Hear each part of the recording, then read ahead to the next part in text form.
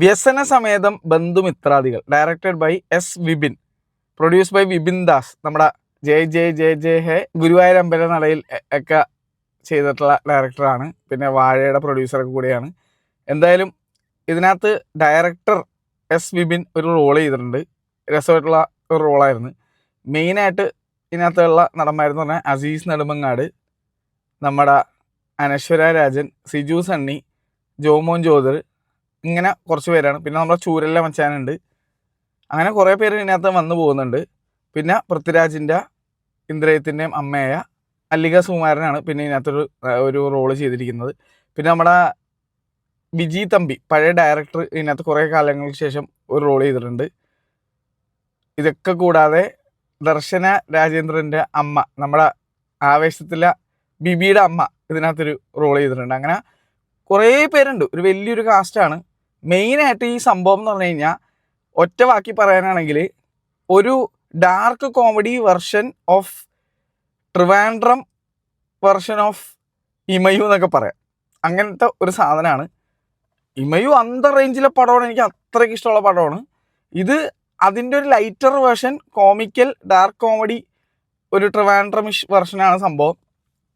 ചില ആളുകൾ ചിലപ്പോൾ ഇത് കണ്ടു കഴിയുമ്പോൾ ട്രിവാൻഡ്രത്തുള്ളവർക്ക് അധികം പിടിക്കണമെന്നില്ല. കുറേ അതെന്താ കാരണം എന്നുള്ളത് നിങ്ങൾക്ക് സിനിമ കാണുമ്പോൾ മനസ്സിലാവും. ഈ ട്രിവാൻഡ്രത്തുള്ള പഴഞ്ചൻ കുറച്ച് എന്താണ് അമ്മാവൻ ടീമുകളുണ്ട്. അതുപോലെ തന്നെ അന്ധവിശ്വാസമൊക്കെ ആയിട്ട് ജീവിക്കുന്ന കുറേ ടീമുകളുണ്ട്.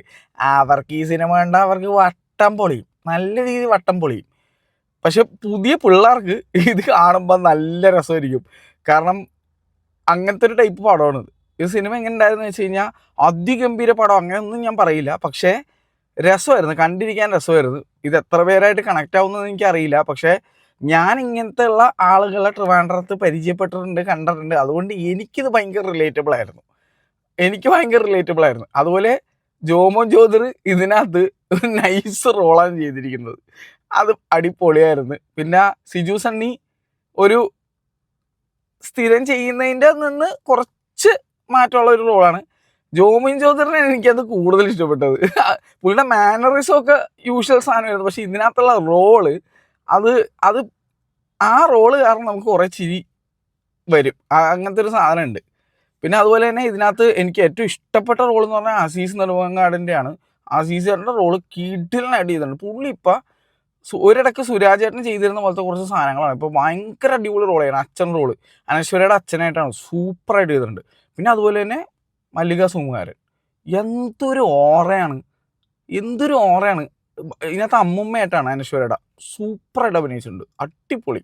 എനിക്ക് ഇവരെയാണ് ഇതിനകത്ത് ഏറ്റവും ഇഷ്ടപ്പെട്ടത്. പിന്നെ അനശ്വര അഫ്കോഴ്സ്, ഒരിക്കൽ പോലും അനശ്വര മോശമായിട്ടൊരു റോൾ ചെയ്ത് ഞാൻ കണ്ടിട്ടില്ല.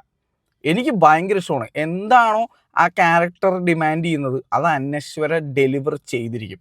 I am a huge fan of her as an actress. എനിക്ക് ഭയങ്കര ഇഷ്ടമാണ്. അതുകൊണ്ടാണ് ഞാൻ മെയിനായിട്ട് ഈ സിനിമ കാണാൻ വന്നത്. പിന്നെ വിപിൻ ദാസ് എന്നുള്ള ഒരൊറ്റ പേര് മതി എനിക്ക് ഒരു സിനിമയ്ക്ക് പോകാനായിട്ട്. കാരണം എനിക്ക് എപ്പോഴും കണക്റ്റ് ആവാറുണ്ട്. വിപിൻ ദാസ് പ്രൊഡ്യൂസ് ചെയ്യുന്ന സിനിമയായാലും ഡയറക്റ്റ് ചെയ്യുന്ന സിനിമയായാലും എനിക്ക് വളരെയധികം ഇഷ്ടമാണ്. ഇതുവരെ ഒരു സിനിമ പോലും എനിക്ക് ഇഷ്ടപ്പെടാതിരുന്നിട്ടില്ല.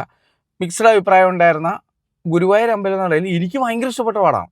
എനിക്കത് ഭയങ്കരമായിട്ട് കണക്ട് ചെയ്യാൻ പറ്റി. ഞാനത് ആ മൈൻഡിലാണ് കണ്ടത്. അതുകൊണ്ട് എനിക്ക് പടം നല്ലപോലെ വർക്കായതാണ്. ഞാൻ ആ സിനിമ 3 തവണ കണ്ടിരുന്നു. അത് 3 തിയേറ്റർ എക്സ്പീരിയൻസ് ചെയ്യാൻ വേണ്ടി പോയതാണ്. പക്ഷേ എനിക്ക് ആ സിനിമ കണ്ടിട്ട് ഒരു തരി പോലും ബോറടിച്ചില്ല എന്നുള്ള. ചിലവർക്ക് അത് ആക്സെപ്റ്റ് ചെയ്യാൻ പറ്റിയില്ല. പക്ഷേ എനിക്ക് ആ സിനിമ ഇഷ്ടപ്പെട്ടു. എനിക്കത് വർക്കായി.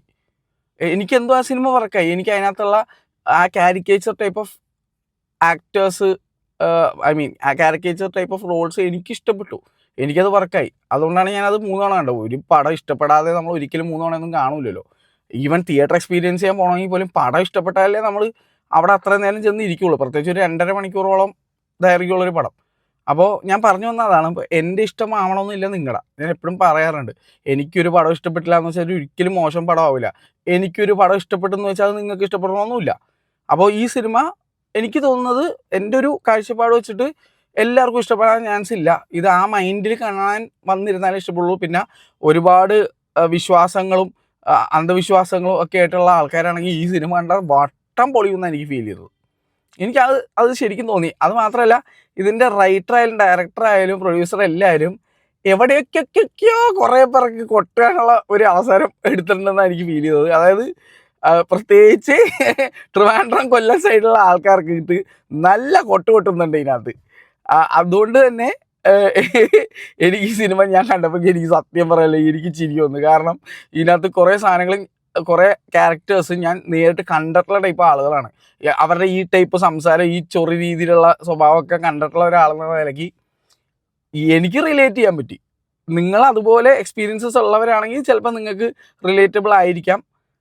പക്ഷേ എന്താ പറയുക, ഒരു നാടാകുമ്പോൾ മിക്സഡ് ടൈപ്പ് ആളുകളുണ്ടാവും, പല രീതിയിലുള്ള ആളുകളുണ്ടാവും. അപ്പോൾ അതിൽ എല്ലാത്തരം ആളുകളെ ഇതിനകത്ത് കാണിച്ചിട്ടുണ്ട്. നല്ലവരായ ആൾക്കാരെ കാണിച്ചിട്ടുണ്ട്, കുശുമ്പും കുന്നായ്മയുള്ളവരെ കാണിച്ചിട്ടുണ്ട്, അന്ധവിശ്വാസമുള്ളവരെ കാണിച്ചിട്ടുണ്ട്, എല്ലാത്തിനും ഇടം കോരിടാൻ വരുന്ന വള്ളികളെ കാണിച്ചിട്ടുണ്ട്. അങ്ങനെ എല്ലാത്തരം ആൾക്കാരെ അതിനകത്ത് കാണിച്ചിട്ടുണ്ട്. അതിൻ്റെ ഒരു ഫിലിമാറ്റിക് രൂപത്തിലാണ് ചെയ്തിരിക്കുന്നുള്ളൂ. എന്തായാലും പടം എങ്ങനെ ഉണ്ടായിരുന്നു വെച്ചാൽ എനിക്ക് വർക്കായി. പക്ഷേ അതിഗംഭീര പടമൊന്നും ഞാൻ പറയുന്നില്ല. ഒരു ലൈറ്റ് ഹാർട്ടഡ് ഫൺ വാച്ച്, ആ ഒരു സീനാണ്. വാഴ എനിക്ക് ഇതിനേക്കാൾ ഒരുപാട് ഇഷ്ടപ്പെട്ട ഒരു സിനിമയാണ് കേട്ടോ. അത് യൂത്ത് ഓറിയൻറ്റഡ് പടമായതുകൊണ്ടും കുറച്ചുകൂടി ഫൺ, എന്താ പറയുക, ഭയങ്കര എനർജറ്റിക് പടമായിരുന്നു. ഇതങ്ങനെയല്ല, ഇതൊരു മരണവീടാണ് കാണിക്കുന്നത്. അപ്പോൾ അതിൻ്റേതായ ഒരു പേസിങ് ഇതിനകത്തുണ്ട്. അപ്പോൾ അത് എല്ലാവർക്കും വർക്കാവണമെന്നില്ല. എനിക്ക് വർക്കായിട്ടുണ്ട്. ഒരു ഒരു ജസ്റ്റ് അബവ് ആവറേജ് വാച്ച് എന്നുള്ള ഒരു രീതിയിലാണ് എനിക്ക് ഫീൽ ചെയ്തത്.